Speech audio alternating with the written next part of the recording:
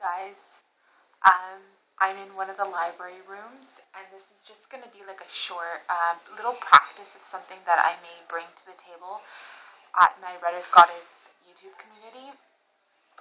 So I'm going to sit down, pick out a book, and start reading for you guys, okay? And you're going to let me know how you're digging it, alright? So, give me a second. I'm going to pick out a book for you guys, alright? So behind me here, there's a huge selection of books,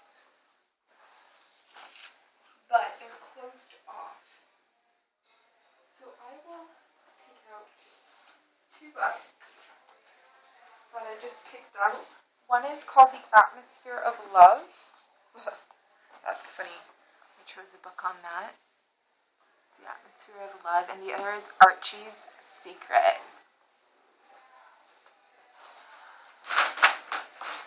So this is just, like I said, just a little practice of something that I may bring to the table to you guys, okay? So I'm just going to open the book and start reading from somewhere.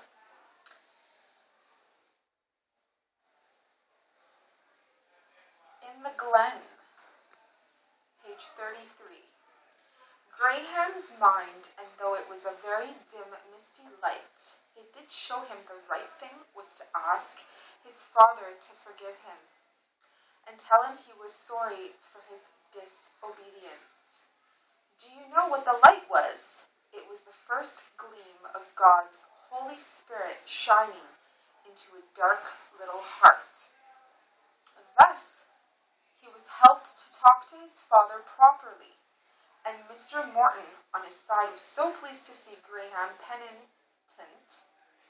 and so thankful that he had not been really hurt by the accident. He forgave him at once, and the interview was not a formidable one at all.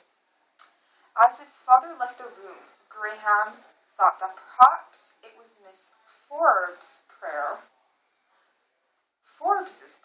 that had smoothed the way and made what would come next, as she said, easier.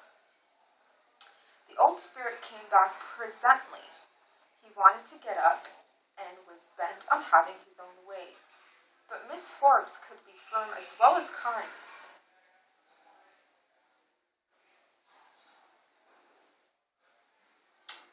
So I just happened to open the page, and that is something that came out, talking about being here for my father's spirit. And the first thing, I had not planned that. That was not something, I've never seen this book, and I just opened it, and that's what came out.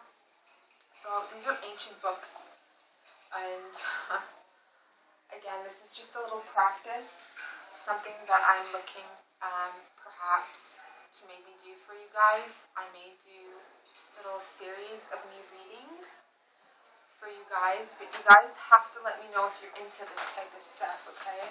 So let's open up the book, The Atmosphere of Love.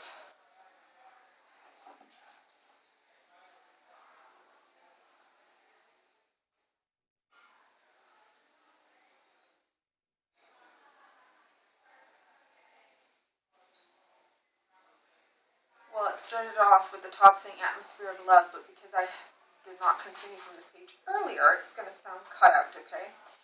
Were people who did not know that she had been my wife and had met her at Toulon, where she had become famous as the most beautiful woman of the town. They spoke of her and of her doings. At such times, Helen de Theangis would attempt to change the topic or to get me away, but I always tried to hear all I could. It was generally believed that this matrimonial affairs were not going very well. Yvonne Prevost frequently had occasion to go to Toulon and stay there for several days at a time. I asked her to tell me quite frankly what she knew or had heard about them. She seemed reluctant to do so, but finally said, "It's very difficult to explain. I have been very little of them. My impression is that they both realized the moment they married they had made a mistake. Still, she loves him. I am sorry to tell you all this, Martinet, but you asked me to. She certainly loves him more than he loves her, only she is proud and does not want to show she loves him so much. I lunched with them once, and the atmosphere was very uncomfortable. You understand what I mean? She said many nice things, sometimes naive ones, the sort you used to admire, but which met with rebuff from Francois. You know, he can be quite brutal at times.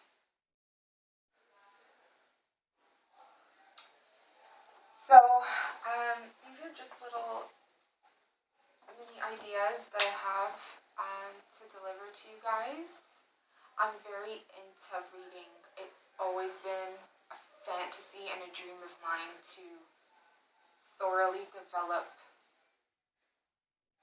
this idea of having me read to an audience that truly respects and admires the youth being enchanted and entranced by intelligence and knowledge and inspiration that books and imagination can deliver you. We live in a new age time where computers are so dominant in a youth's time that, there's great stuff on the web, there's great worldwide stuff on the web, but books and knowledge, if you can open up the internet like you're watching me now and watch videos on knowledge, that's just as inspirational, that's just as great. But my message is, I'd love for the youth, and not even just the youth, adults, to go back and to read and to learn and to love, to be knowledgeable about the world, and just read literature, romance, novels. It opens up your mind and it allows you to grasp new things in your world, okay? People are never alone. They will never be alone. And if you do feel alone, open up a book, have a coffee, drink a glass of wine, and let me tell you, these books will give you more than another person can give you, okay? So, I hope you guys enjoyed something like this, and we'll see what goes down, okay, guys?